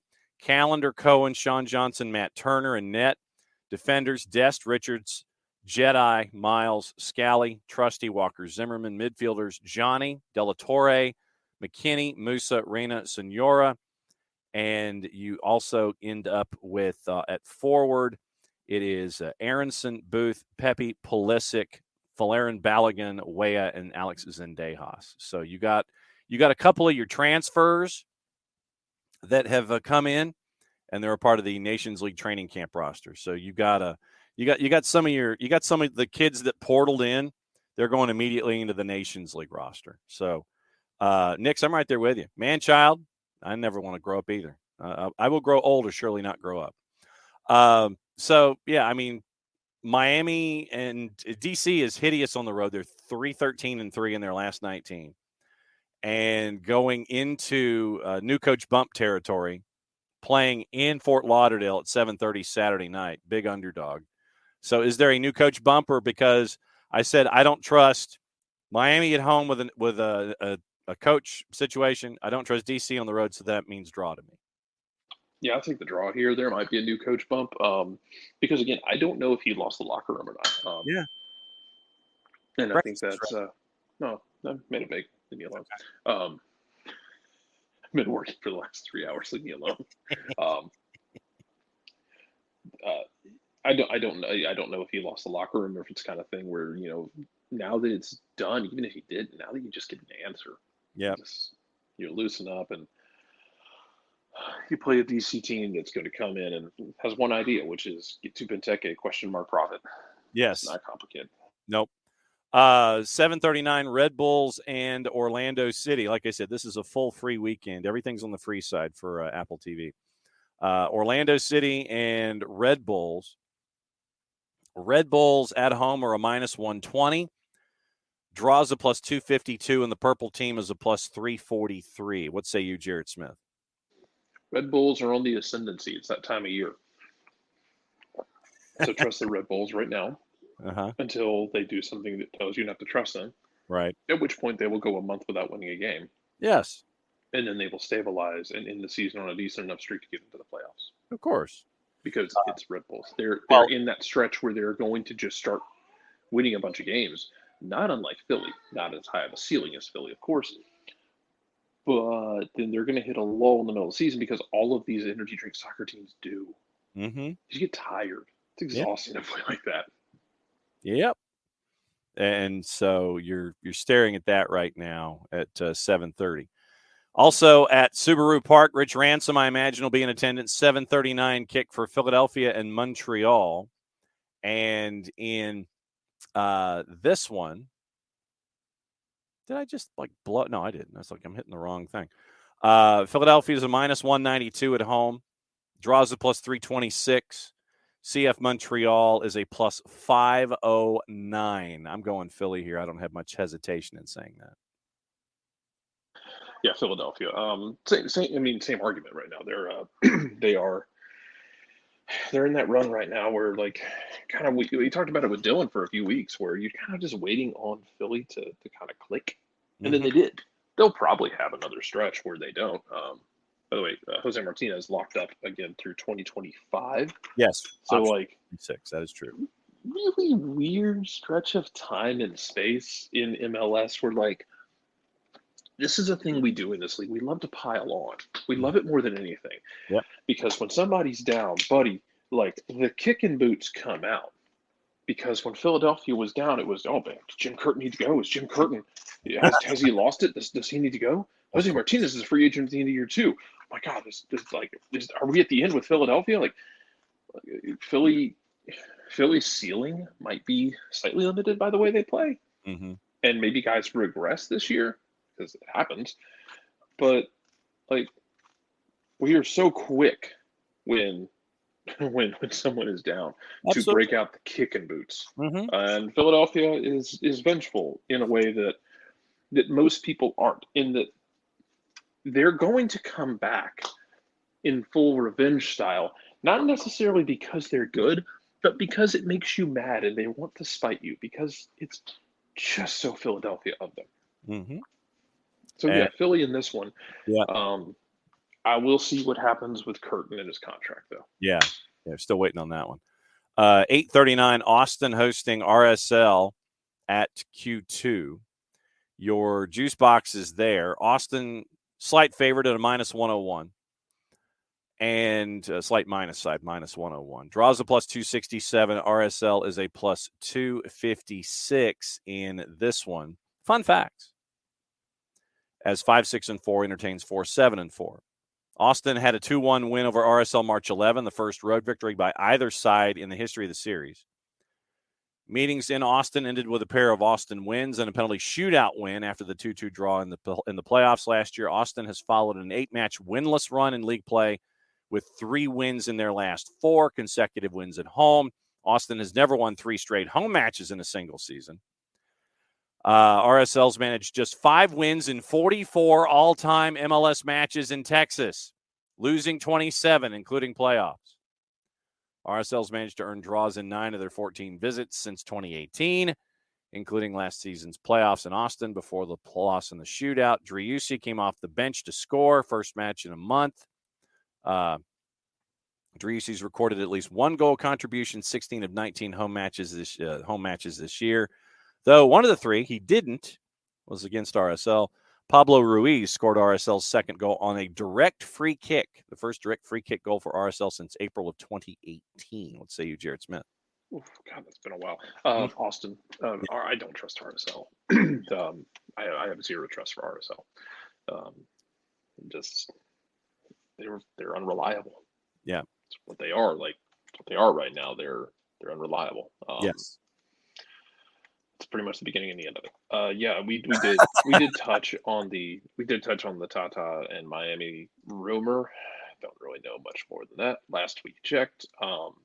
Sounds like Tata is doing what I thought he would do, which is going back to Rosario. Yeah, chilling and Putting his- drinking Merlot.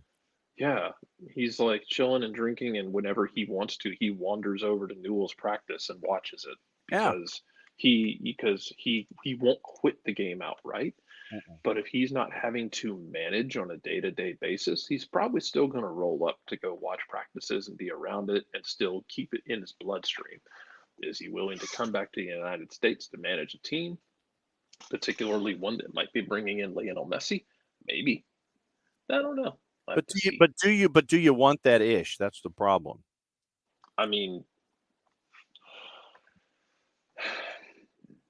maybe. He's managed Messi. He managed Messi at Barcelona. Yeah.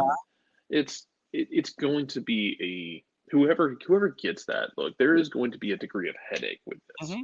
Absolutely. And that's not to say that Messi is a coach killer, but when you bring in somebody like that, it will be the biggest player to come in this league since Beckham, probably bigger than Beckham by the end of it all. Beckham not only was a huge personality to bring into the league, this changed the entire damn structure, how players are acquired and how salary cap is managed in this league. Yeah. Create an entire new system for Beckham. I don't know that we do the same for Messi, but when he comes in, don't kid yourself, man. It's Messi's team. Mm-hmm. So somebody's going to have to deal with that as a manager. Whoever is the manager has to deal with that being Messi's team. Question from Nick's in all of this is, does Harvey stay in South Florida since his dad is out the door? I don't know. You could ask the same thing about Owen if Austin keeps losing and they fire Josh Wolf. Yeah. That's not Owen's problem right now. Owen's just focusing on the U20s because they got some tough matchups coming up if they want to. I know they're feeling good about themselves after New Zealand, but they need to stay sharp and stay focused. Mm-hmm. Emilio, I have no idea about the relationship between Messi and Tata. I'm actually not sure about that one. I know Tata managed there. Messi played there. I mean, they've got the similarities in that they both came from Argentina. They came from Rosario. They both were tied to Newell's. I don't know how deep that goes. Yeah. Will is saying with MLS coaches out of work down here that he was looking to see Caleb Porter as the new coach of the MNT.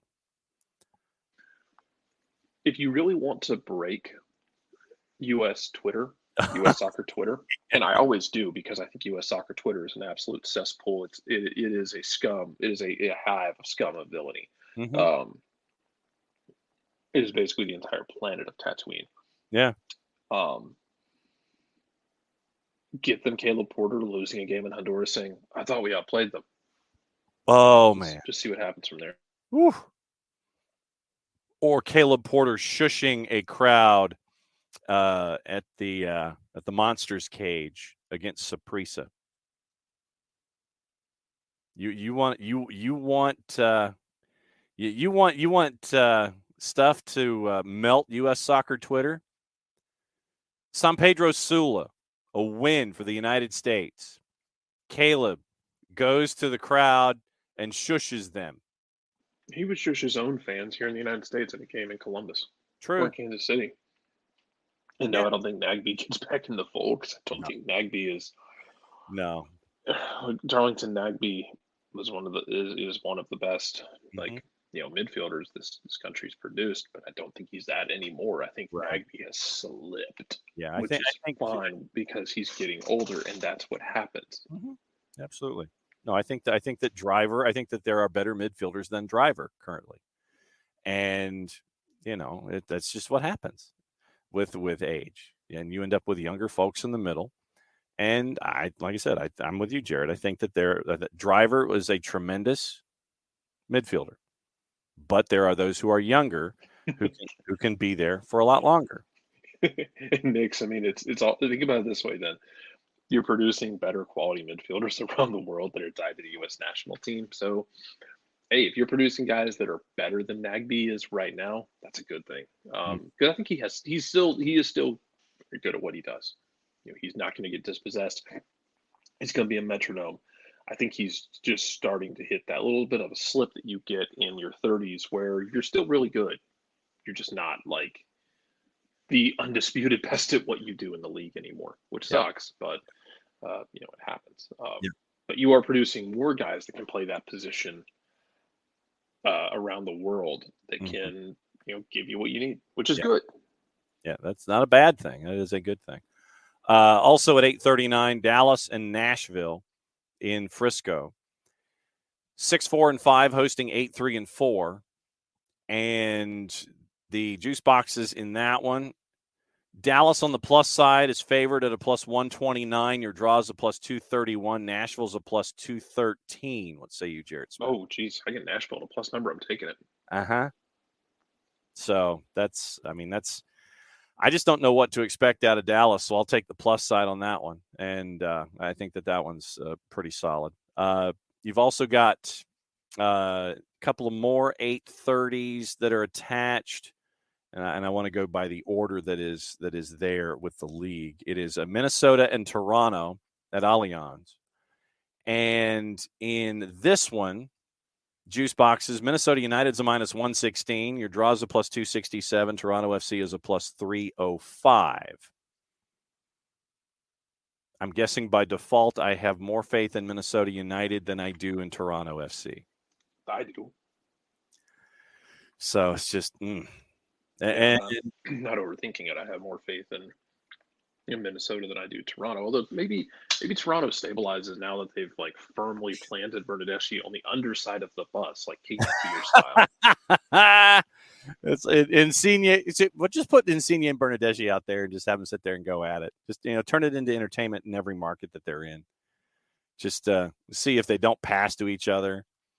Just create an I Quit match with them. Oh, that'd be awesome. And, do it. Have the folks from Owen Hart's Dungeon School, have them be the ones to orchestrate the whole thing there in the middle of BMO Field and all that. Sabu's the guest ref. Oh, that'd be awesome. That'd be epic. St. Louis All Caps is hosting a Houston Dynamo at 8:39. And it is 8-4-1 hosting 5-6-3. In this one, All Caps are minus 120. Your draw is a plus 272, and Houston is a plus 313.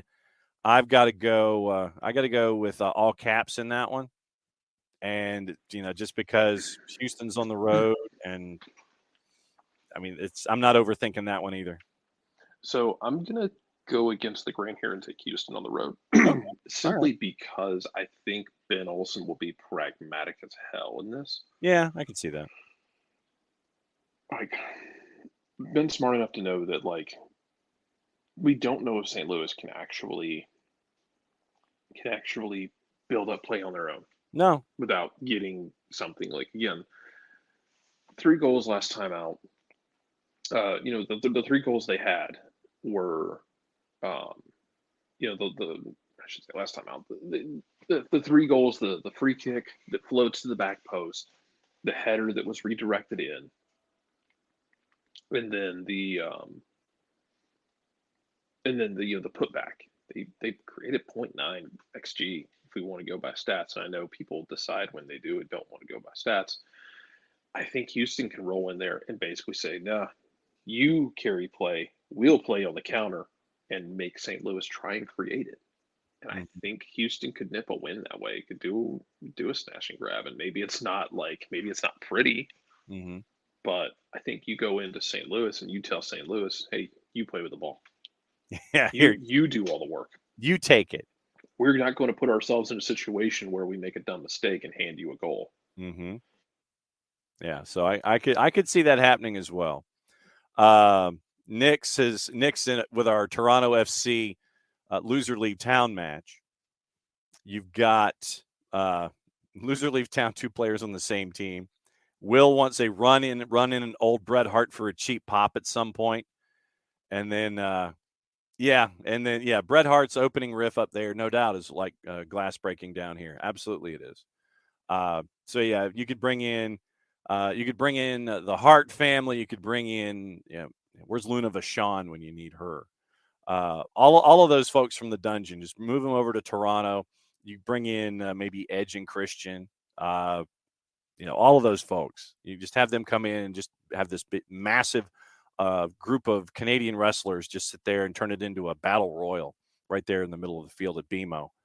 And I'd still have my money on Bernadeschi and Insigne in that one. But yeah, loser leave town would be really cool. 2 other matches, 9:30 with the Prairie Dogs and your San Jose Earthquakes, Jared. Even money plus 100, Colorado draws a plus 264, and the Quakes are a plus 252 in this one. I'm going, really? With Colorado being one of the worst teams in Major League Soccer at 2-8-6, hosting 6-5-4, and they're favored at home. Yeah. 6-game losing streak in all comps. 4 of the losses coming at home. The Rapids have never lost 5 consecutive home games in all comps. Well, I mean, they've gotten their wins on the road by not doing anything and waiting for someone to screw up. Yeah. I mean, they tried that in Atlanta. It didn't work. Yeah. And Atlanta did a really good job in that one game Uh-huh. of basically anytime they did turn it over, they put Colorado under so much damn pressure with the counter press that Colorado wasn't able to like get an eye upfield and create something going the other way. Mm-hmm. And yeah, man, it's San Jose here. If for no other reason, again, if San Jose they're the West Coast Atlanta, because San Jose cannot for the life of them stop giving up goals at the very end of games. It's very Atlanta of them. If they could just finish off games, they would be at or near the top of the West. Yeah. Like, they've put themselves in great positions for 80 plus minutes so many times out, and they just cannot finish the drill. I think San Jose fans and Atlanta fans would have a lot to bond over in terms of mutual trauma. Yeah. From the year of our Lord 2023. And now, yeah, man, Atlanta might be outside the top 5, but you got the weekend off. Yeah. It's kind of going and you're going to also what happens when you drop 6 points that you Uh-huh. had no business dropping over 3 of your last however many games.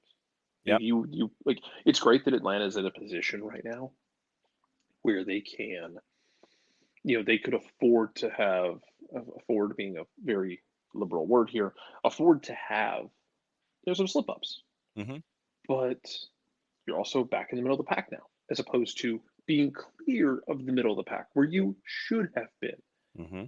If everybody would just lock down and do the damn job. I don't trust Colorado, so I'll go draw on this one, but I think it could be a little loopy. So I think that one could be interesting. And then Vancouver hosting Sporting in Vancouver. God, Vancouver. I like that Sporting has basically they put on a red suit to mask the bloodstains. Mm-hmm. They're going out there fighting. Right now, Vancouver's about that life. It's good business going on getting Julian Gressel, because got him for, I thought DC got decent money for him. Yeah. Not as much as Atlanta got for him. Like, I think DC sold him at a loss. But part of it is, and this is the thing where I know everybody still freaks out about him, here, is he is at his best he's one of the best right wing backs in this league. Mm-hmm. Like, top 2 or 3. The only reason I'm not putting him at 1 outright is not because he's not. It's because I can't think of any of the other wing backs off the top of my head that are in that category, and I don't want to do a disservice to them. He's a brilliant wing back.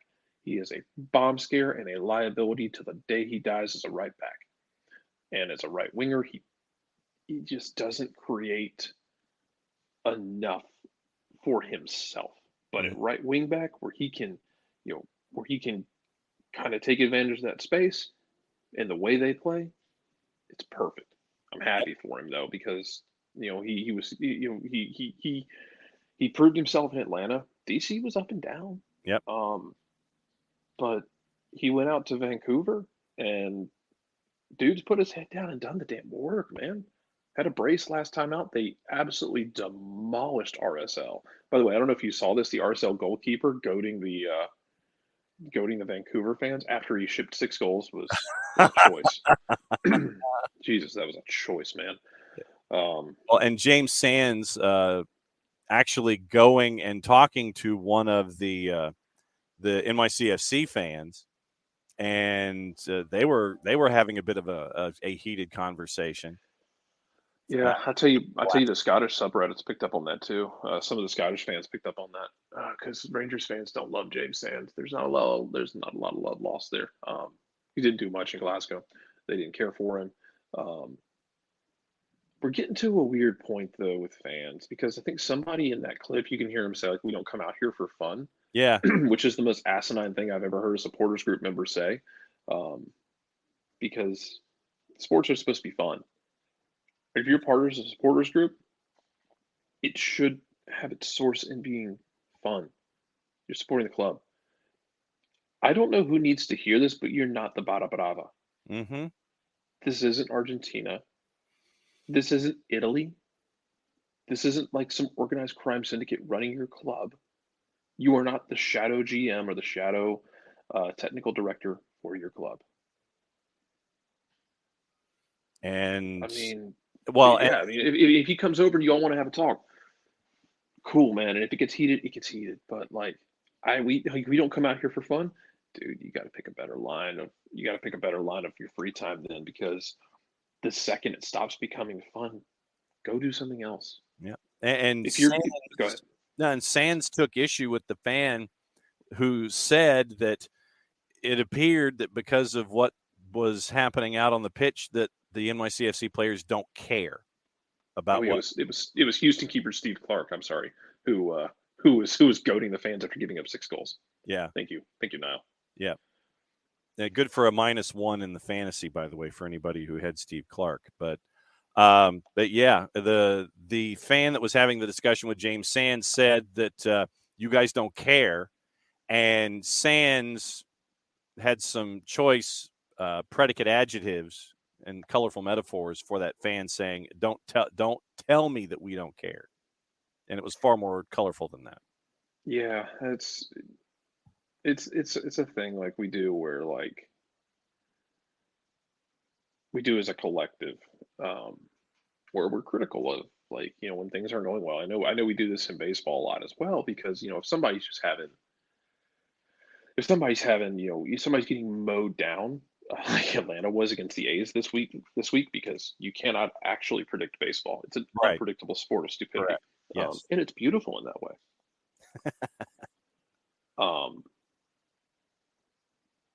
But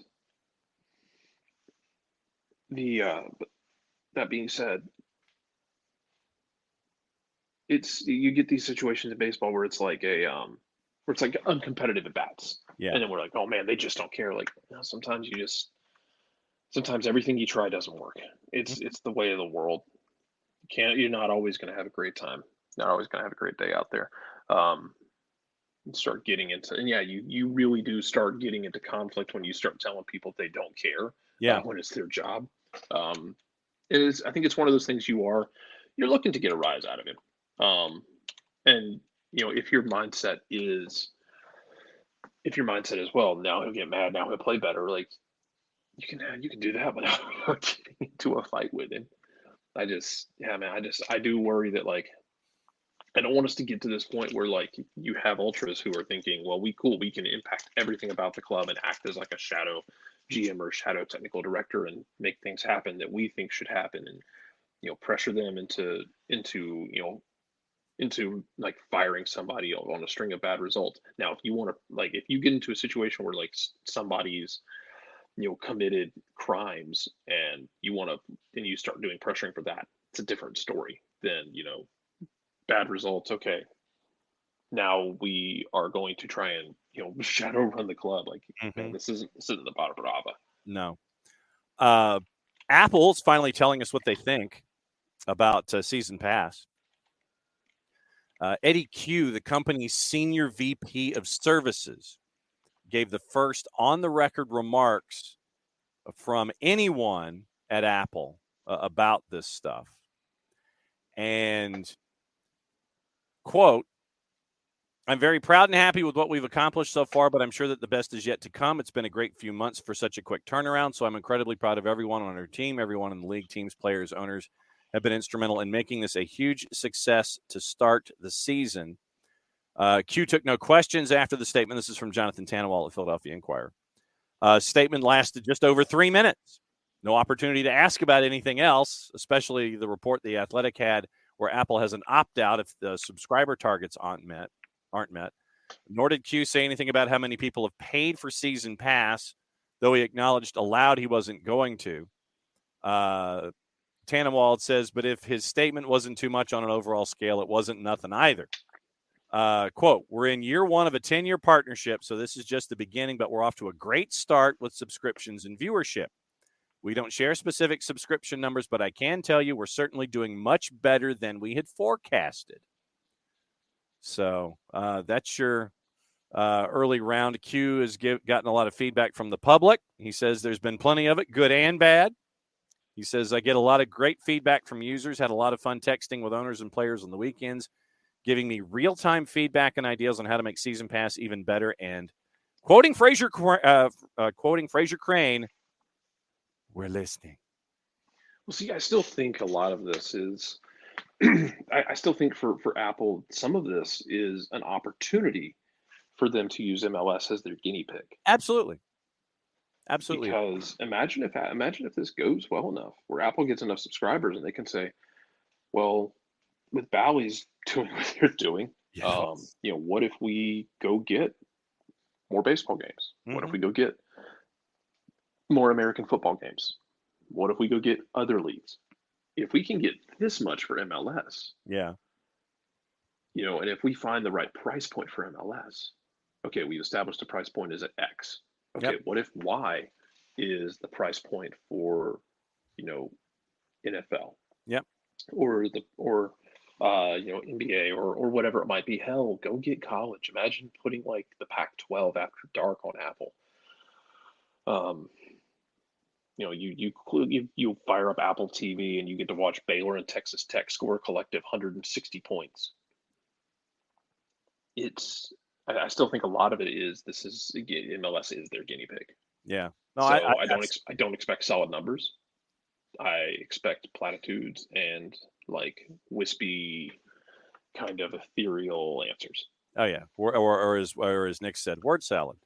Yeah, no, I agree 100%. Nick, it's word salad, but I don't expect. I'm not expecting anything more than that because they are. Because they're execs, they're not going to give you straight up numbers. They're going to paint. I think in this instance, they're going to paint a good picture because they want it to succeed, because they want to see what it looks like when it succeeds, and if it can pave the way for more. Did you see the video that came out from the underground garage at Pushka Stadium after the Europa League final? Yes. The referee being abused? Well, where Jose was going off after Anthony Taylor, yeah. And going F this, F that, and all this kind of stuff. It got better. Anthony Taylor and his family are trying to leave. Yeah, that's the one I saw. The Budapest airport. And so at Budapest International, Anthony Taylor and his family were harassed by Roma fans. And apparently there's footage out there where one dude is seen throwing a chair at Anthony Taylor and his family. Yeah, because enough people have decided that is acceptable behavior, so now people just do it. They don't think about the consequences, or they don't care about the consequences. Again, man, look, if you're going to a game and you're not having fun, find something else to do with your time. Go make models. Go make little model trains if you need to. Go for a walk. Go take a nap. If you're like invested in these sporting events and you're not having fun, and it's more stress than anything, and you feel the need to be violent, talk to somebody. Like, talk to somebody who can help. You can discuss it with in a healthy manner, and then maybe find something else to do with your time. Managers down here. Brendan Rodgers, Graham Potter in the frame after Big Sam is out at Leeds. And I can guarantee you that Sam Allardyce has already sent his resume and his huddle link to David Beckham at Inter Miami. Oh, he probably already sent it to Tottenham too. Yep. And Ange Postecoglou, speaking of Tottenham, he is part of he's one of the favorites to take the gig. If I'm Ange Postecoglou, I'm like, why? Why would I take that gig? The same reason I would take a gig at an SEC school, because they would pay me a ton of money with a huge buyout. I would never have to work again, even if it doesn't work out. That's why I would take it. Put up with all of that. If he, I will be infinitely happy if he stays in Glasgow.